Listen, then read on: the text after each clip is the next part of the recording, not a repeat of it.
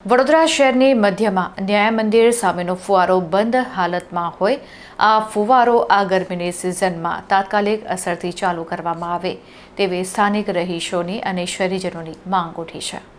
વડોદરા શહેરના હૃદયસ્થાને આવેલ ઐતિહાસિક જે મહારાજા દ્વારા શહેરને આપવામાં આવેલ અનમોલ વારસો છે તે આજે પણ વડોદરાની ઓળખ અને ગૌરવનું પ્રતીક માનવામાં આવે છે।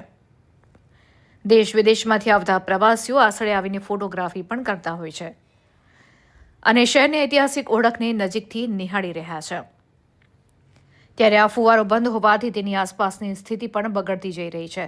કેટલાક સ્થળોએ ઇલેક્ટ્રિક વાયર પણ ખુલ્લા જોવા મળે છે, જે સલામતી માટે જોખમી બની શકે છે। ખાસ કરીને હાલ ઉનાળાની ગરમીમાં શહેરના પક્ષીઓ માટે પાણીનો મહત્વનો સ્ત્રોત બની શકતો આ ફુવારો બંધ હોવાથી પક્ષીઓને પાણી માટે ભારે મુશ્કેલી પડી રહી છે। શહેરની મધ્યમાં આવેલો આ મહત્વનો ફુવારો મહિનાઓથી બંધ હાલતમાં છે, જે શહેરની છબી માટે યોગ્ય નથી।